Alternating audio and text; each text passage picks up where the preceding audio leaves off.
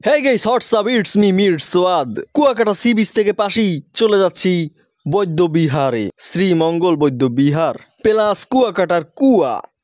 টিকিটের মূল্য জন প্রতি 20 টাকা। তো গাইস, আমি একটা টিকিট নিলাম। আমি আল্লাহ যেহেতু আমি সিঙ্গেল, সেহেতু আমি শুধু ভিডিও করে যাই। ফার্স্টে আমরা দেখব কুয়া। এই সেই কুয়া। তো গাইস, এতে যদি মোর মোবাইলটা আসুক্কা পড়ে যায় তাইলে করমু কিন্তু হাই হাই। তো ভিডিও করার সময় ছিলাম আমি নিশ্চুপ, কারণ পানির ভিতরে দেখছিলাম কচ্ছপ।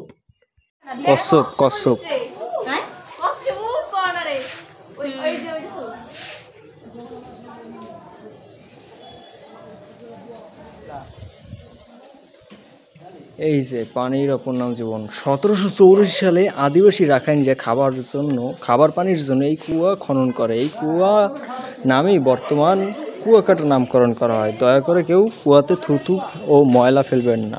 আপনাদের ভ্রমণ শুভ হোক, সকলে শুভকামনা করি। এই সেই কুয়া। ওরে বাবা রে বাবা,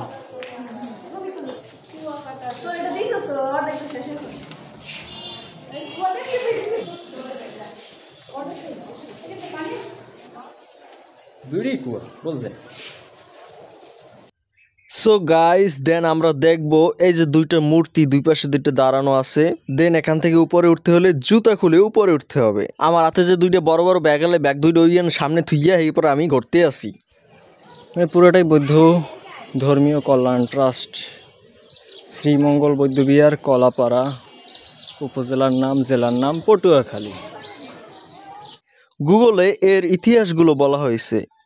গুগল থেকে যেটা পাইছি সেটা হলো এই মন্দিরগুলো সবই রাখাইনদের তৈরি। মন্দিরের ভিতরে এখনো আছে প্রায় 37 মণ ওজনের প্রাচীন অষ্টধাতুর তৈরি বুদ্ধ মূর্তি। এই সাইড হইলো আর একটা গেট, তবে আমি আর একটা গেট দিয়ে আসছি। বিষয়টা বুঝাইতে পারছি আপনাকে। এখানে কিন্তু সব ধরনের মানুষ সি বিচ হয়ে এখানে ঘুরতে আসে।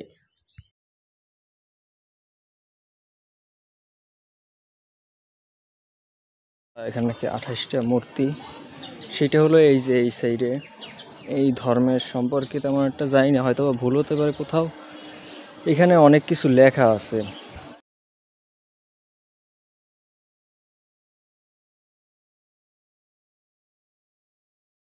যে ঘুরে ফিরে আবার এক সাইডে এসে বললাম। কুয়াকাটা বৌদ্ধ মন্দির ঘোরার পর আমি আবার চলে যাব সাইডে আরেকটা জায়গা, যেটা হলো পালতোলা জাহাজ।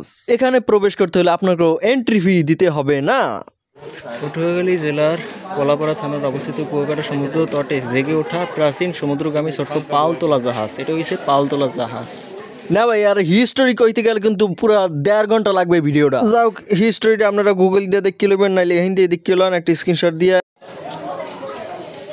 চাইছিলাম লেবুরবন যাবো, কিন্তু মনে চায় না। এই মুহূর্তে আমার হাতে আরো একটা ব্যাগ আছে, এটা টানতে টানতেই তো রথ লাগছে, কারণ আমি ঢাকা দিয়ে আইছি।